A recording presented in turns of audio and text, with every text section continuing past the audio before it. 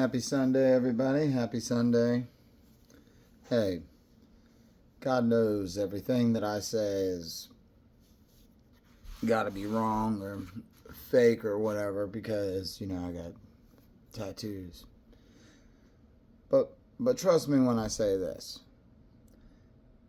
I pay a nice chunk of money every month for rent, electricity, heat, and all of that other good stuff that we all have to deal with every month. I lived in a lot of different situations, especially whenever I got clean. I lived in a sober house. I lived in a rooming house before I left Florida. And when I moved here, I lived in another rooming house with a handful of roommates and everybody doing their thing and living in a big house and renting rooms. And I want to talk a little bit about that. I live in New England now. There's a lot of people here that are looking for places to live because it's so expensive and there's just not enough housing. It's like this in many cities and a lot of people are dealing with it, but what's going on here is a lot of people are renting private rooms in houses and doing the rooming thing, and that, I don't know, you could almost say that at one point in our lifetimes that was the safe thing to do, and you could save a few bucks by renting a room in a house and knocking some expenses out. You pay X amount of dollars and everything's included, boom, boom, boom, and you move all your stuff in and that's all you got to deal with other than, eating and stuff like that. But I don't know, I've had some bad experiences, and I'm sure we all have had some bad experiences, and if personal space is one of your things and you gotta have it, and it's a big thing like it is for me, you have animals, and just privacy is something that you'll have to kind of exclude some of these things out of your lifestyle. And in a sense, if you're in a rooming house, you have to be very conscious that you have other roommates and be respectful and, obviously just be a respectful human. But the humans in this world nowadays, and for a long, long time, are not the same. The times of being able to trust people, and, I try not to be too paranoid about people, and I keep my circle small, and there's reasons for that, but that's just because of circumstances that I've experienced in my life.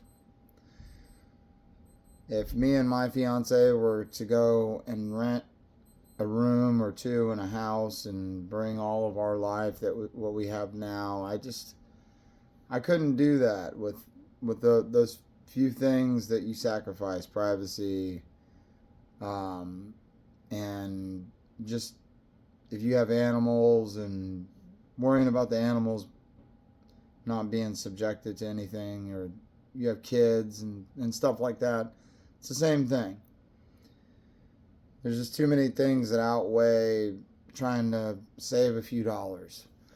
In that sense, I won't, straight up, for our safety in the way that people are in this world, to just move into dude's house or a girl's house and meet them for the first time and be like, all right, we're going to do this thing. At this point in my life, I would never subject my household to it and myself. People are just too quirky, and out here especially, they don't even realize the dangers that are around them. People are really numb to what this world really is here.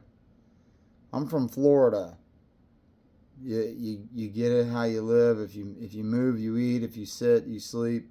You don't eat, man. Being around homeless and the streets and drugs and addiction and alcoholism and all of that lifestyle. Coming from Florida, I don't live back then anymore. I don't, you know what I mean? I don't partake in any of that lifestyle. I'll do whatever I have to do to maintain my sanity and privacy and to have a respectful house, and I'll work and do whatever I got to do to maintain that, because I've lived in abandoned houses, I've lived on the streets and done that. And I've lived in rooming houses, and I've had roommates. I go to work a 4 o'clock in the morning shift, and you go downstairs to go get in the car and go to work, and your whole house is fogged out with crack smoke. This is not things that were in my days of using. This was in a handful of years in my sobriety, and people, there's a lot of lifestyles going on under one roof. You got 5-6 families or 5 or 6 people, whatever, living under the same roof. People are doing different stuff. People are manipulating themselves or letting the devil manipulate them into believing that they could smoke crack occasionally and still live a normal lifestyle. Okay, so that happened when I first moved out here. We had to get out of there. You get away from those situations. I seen it for what it was, and we got out of there. And shortly after, we were able to get into this house and make it work. And money's tight, and you work hard, but to go move into a rooming house and trust all kinds of different personalities like that with money and personal space and properties, and it's just too much, man. Too much to trust people. You go to sleep, and God only knows what'll happen in the middle of the night. You got people arguing while you're sleeping, trying to go to work in the morning. People got all kinds of stuff going on. I'd rather just worry about mine and my people and my fiance being safe. It's really important to me. So I pay a little bit more money. I pay for all of my utilities, and I suck it up and I deal with it, because I don't want to sacrifice those few things that keep my sanity. I work hard, and I'm sure you do too, and you don't want to share your personal space with your loved one or your girlfriend or your boyfriend, whatever it is that you got, to share that with other people. It's okay for a while to save money and stuff. If it's friends, that's cool, if they're really good friends, but even still then, I've had friends as roommates, they stop paying the bills, get real comfortable, leave that shit on you, and you can't have it. People get evicted. Been there, done that. And then you get an eviction, that shit follows you like the plague of the beginning of time. Dealing with idiots and living in situations, you get legally binded into contracts and leases and terms, and you sign a year lease and it's $1,000 a month, and you leave 3 months into that lease. You owe that landlord all that money, man. Yeah. So I've been there, done that. You get evicted, sits on your record, then you can't move into another place. So this video is just, I know it's kind of long, but it's pertaining to that. If you're a couple, I wouldn't recommend doing a rooming house. If I'm a single guy, I can go live with whoever, and I'll take the responsibilities of dealing with that shit and surviving or whatever. But to have another life with me, my fiance, and to go and live in a rooming house with our 2 dogs and a cat, that's a no-go. You guys let me know what you feel in the comments. How do you work your situation? Have you lived in a rooming house and shared space with multiple roommates and done that way? Because where I'm at now, I can have my animals. I got a front yard, I got a backyard, I live in the sticks, and I'm under $1,500 a month, but I live 45 minutes away from where I work. And where I work for this that I live in now, $2,500 a month. For the parking that I have now, it's $2,500 a month to live by my work. and then I still got to pay the same utilities that I got here. So you're talking three grand a month for rent. That's what I'm dealing with here in New England. I know it's all over the place, but I look in Florida back home. I still see trailers out there, out in Lake City and Ocala and a lot of different places. $850, $950, $1,000 a month for 2 and 3 bedrooms and 2 and 3 baths and a yard and a fenced-in yard and all kinds of good shit. It just depends on where you want to be. But you don't make $30 an hour there. You make 15. So it's all comparative.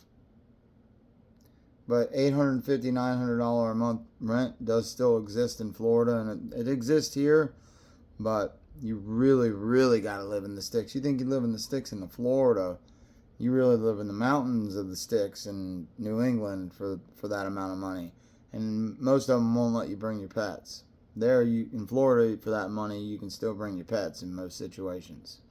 That's another question I got for you guys. And where you're at, having pets is a critical thing that you get drugged through when trying to rent a place. If you have pets, it just is almost as easier to buy. But the way that the market is now, it's not affordable to buy. The price is astronomical. Three bedroom, 2 bath houses here are $500,000 depending on the location. Listen, the American dream when I was growing up for my mother was to have the house, and she took care of us in that and bought the house and had the 30-year mortgage and took the second mortgage and is just getting through that now at 66 years old. Retired, just getting through her second mortgage.